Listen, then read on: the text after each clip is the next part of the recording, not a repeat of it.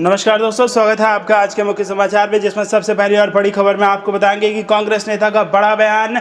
रिया चक्रवर्ती अगर आज ज्वाइन कर ले भारतीय जनता पार्टी तो फौरन क्लीन चिट दे देगी मीडिया और सीबीआई। जी हां दोस्तों, सुशांत सिंह राजपूत केस में यह बड़ा मामला सामने आ रहा है, जहां पर कांग्रेस ने भारतीय जनता पार्टी पर हमला बोला है। इसी के साथ दूसरी बड़ी खबर में आपको बताएंगे उत्तर प्रदेश के बारे में, जहां पर सपा ने कानून व्यवस्था के मुद्दे पर योगी सरकार को दोबारा घेरते हुए कहा कि रोगी राज कब संवेदनशील होगा, ये बड़ा सवाल उठा दिया है। और दोस्तों आपको बता दें, उत्तर प्रदेश में भी उपचुनाव बेहद निकट है। ऐसे में अगर आपको भी ऐसा लगता है कि उत्तर प्रदेश के उपचुनाव में भाजपा को बड़ा झटका लग सकता है, तो आप अभी इस वीडियो को लाइक कीजिए और इस लाल बटन को दबा के इस चैनल को फ्री में सब्सक्राइब करके घंटी बजाइए और कमेंट में हमें उत्तर प्रदेश के अगले मुख्यमंत्री का नाम बताइए। दोस्तों रुक कर देते तमाम बड़ी खबरों की तरफ। कांग्रेस नेता बोले, रिया चक्रवर्ती अगर आज ज्वाइन कर लें बीजेपी तो फौरन क्लीन चिट दे देगी मीडिया और सीबीआई। जी हां दोस्तों, सुशांत सिंह राजपूत आत्महत्या मामले में सीबीआई जांच को 8 दिन पूरे हो चुके हैं। सीबीआई सुशांत मामले को तेजी से सुलझाने के लिए हर दिन इस केस से जुड़े संदिग्धों से पूछताछ कर रही है।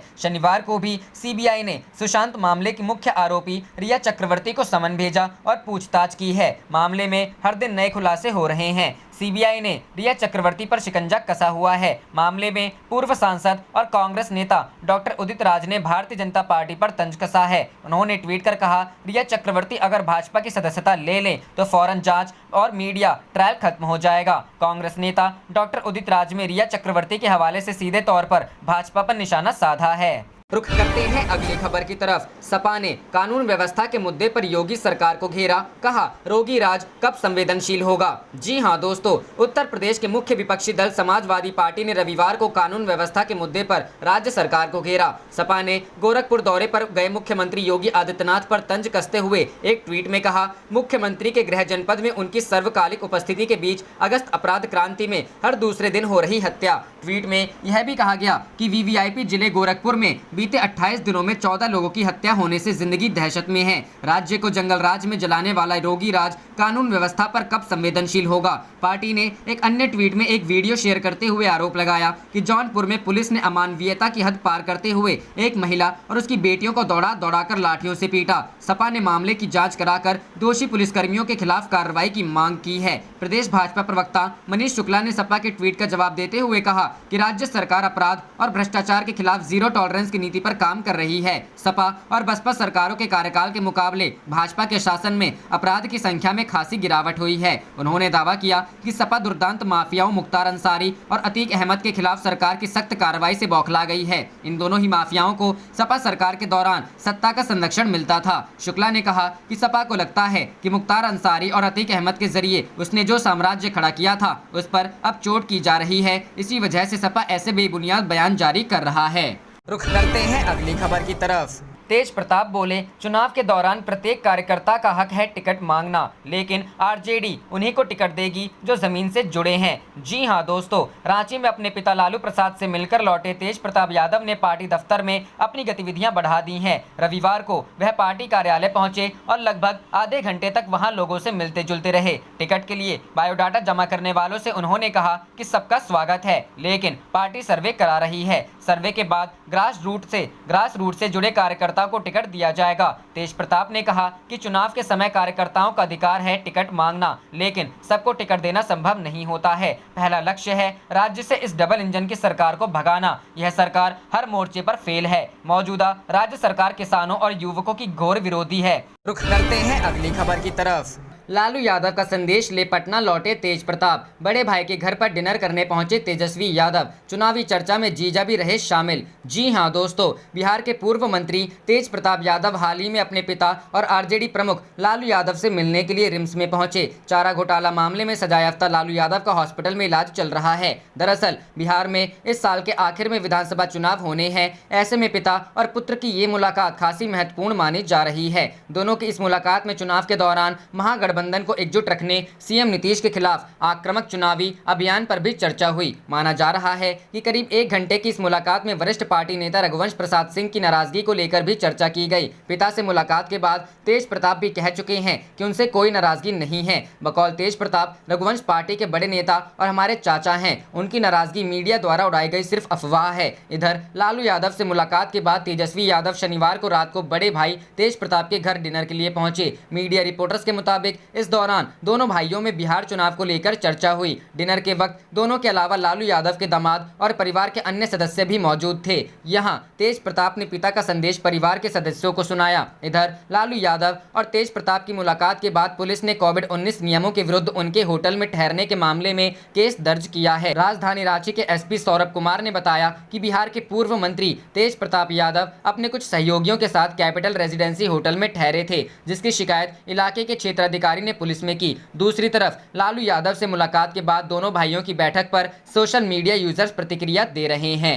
रुख करते हैं अगली खबर की तरफ। तेजस्वी यादव बोले, हर वर्ष मानसून आता है, लेकिन इससे निपटने की तैयारी क्यों नहीं करती सरकार। जी हां दोस्तों, बिहार विधानसभा में नेता प्रतिपक्ष एवं राजद नेता तेजस्वी यादव इन दिनों लगातार कोरोना महामारी और बाढ़ को लेकर बिहार सरकार पर निशाना साध रहे हैं। तेजस्वी यादव ने नीतीश कुमार के सुशासन पर सवाल उठाते हुए कहा कि बिहार गत 15 वर्षों में तरक्की की जगह बर्बादी की ओर ही बढ़ता गया। आज भी बिहार में बाढ़ जैसी विभीषिका अगर तबाही मचाती है तो उसके लिए जिम्मेदार सिर्फ और सिर्फ सीएम नीतीश कुमार हैं। उन्होंने कहा कि अगर मानसून हर वर्ष एक ही समय पर आता है तो सरकार तैयारी क्यों नहीं करती है। तेजस्वी यादव ने बाढ़ को लेकर विभिन्न सवाल उठाते हुए कहा कि बिहार बाढ़ से सबसे ज्यादा प्रभावित होता है, पर यहाँ बाढ़ नियंत्रण व सिंचाई का प्रति व्यक्ति खर्च 104.40 रुपए है, जबकि राष्ट्रीय औसत 199.20 रुपए है। साल दर साल हजारों करोड़ रुपए नीतीश सरकार बाढ़ के नाम पर डकार जाती है, लेकिन इसके नियंत्रण व रोकथाम पर अभी तक एक भी प्रभावी काम नहीं कर पाई है। तेजस्वी यादव ने कहा कि अपने 15 वर्ष के शासनकाल में नीतीश जी ने एक भी नए तटबंध, डैम या बराज नहीं बनाए हैं, जिससे कि बाढ़ के खतरे व उसके कारण होने वाले नुकसान को कम किया जा सके। उन्होंने कहा कि नीतीश जी का एक अजीबोगरीब नुस्खा है, सभी समस्याओं का भगवान भरोसे छोड़ दो, धीरे धीरे स्वयं कोई भी परेशानी, चाहे वो बाढ़ हो या कोरोना हो, खत्म हो जाएगा। तेजस्वी यादव ने कहा कि आज बिहार के 16 जिलों, 130 प्रखंडों के 1331 पंचायतों में 83.62 लाख लोग बाढ़ से प्रभावित हैं, पर नीतीश कुमार को उनकी चिंता नहीं है। खाना पूर्ति के लिए मेरे द्वारा बार बार मांग करने पर सिर्फ 2 बार प्रभावित इलाकों का दौरा किया। मैं तो आम जनता को धन्यवाद देना चाहूँगा कि उन्होंने अपने स्तर से लोगों तक खाने का सामान पहुँचाया व राहत कार्य में अब भी लगे हुए हैं। लालू रसोई के माध्यम से हमारे पार्टी के कार्यकर्ता बाढ़ प्रभावित क्षेत्रों में लगातार लगे हुए हैं व खाने का प्रबंध कर रहे हैं। तेजस्वी यादव ने कहा कि अगर कोरोना महामारी के संदर्भ में बात करें तो 6 महीने बीतने के बाद भी बिहार सरकार इसको लेकर गंभीर नहीं हुई है।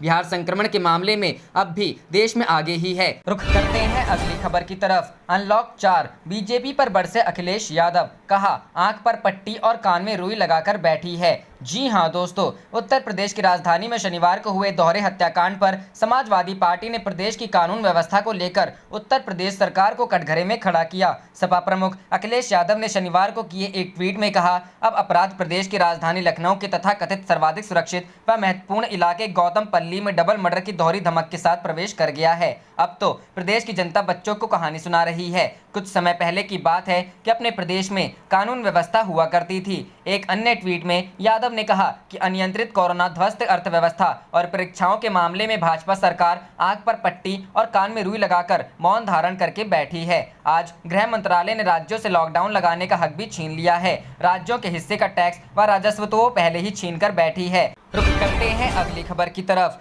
मन की बात पर राहुल गांधी का तंज, जेईई नीट के छात्र चाहते थे परीक्षा पर चर्चा, पीएम ने की खिलौने पर चर्चा। जी हां दोस्तों, पीएम मोदी ने मन की बात कार्यक्रम के जरिए देश को संबोधित किया। इस दौरान उन्होंने स्वदेशी खिलौनों के निर्माण पर जोर देते हुए कहा कि आत्मनिर्भर भारत में टॉयज में सबको अहम भूमिका निभानी है। उन्होंने लोगों से स्वदेशी खिलौनों का कारोबार बढ़ाने की अपील की। कार्यक्रम के ठीक बाद कांग्रेस सांसद राहुल गांधी ने पीएम मोदी को निशाने पर ले लिया। राहुल गांधी ने ट्वीट कर कहा, जेईई और नीट के छात्र चाहते थे कि पीएम परीक्षा पर चर्चा करें, लेकिन पीएम ने खिलौने पर चर्चा की। राहुल गांधी ने इससे पहले नोटबंदी, जीएसटी और लॉकडाउन को लेकर मोदी सरकार पर निशाना साधा था। राहुल ने ट्वीट करते हुए कहा था कि 3 फैसलों ने भारतीय अर्थव्यवस्था को बर्बाद कर दिया। इन 3 फैसलों को गिनाते हुए उन्होंने नोटबंदी, जीएसटी और लॉकडाउन का जिक्र किया। अपने ट्वीट में राहुल गांधी ने लॉकडाउन को असफल करार दिया था, वहीं जीएसटी को त्रुटिपूर्ण करार दिया था। उन्होंने कहा था इन तीनों फैसले के अलावा और कुछ भी झूठ है।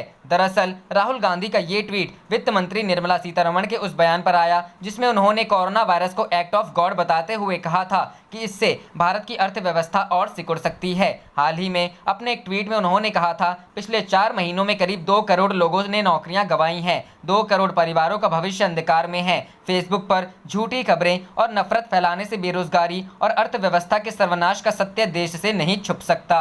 जाने से पहले आप इस वीडियो को लाइक कीजिए और इस लाल बटन को दबा के इस चैनल को फ्री में सब्सक्राइब करके घंटी बजा लीजिए। आप देख रहे थे आपका अपना चैनल धड़ाधड़ न्यूज़। जय हिंद, जय भारत।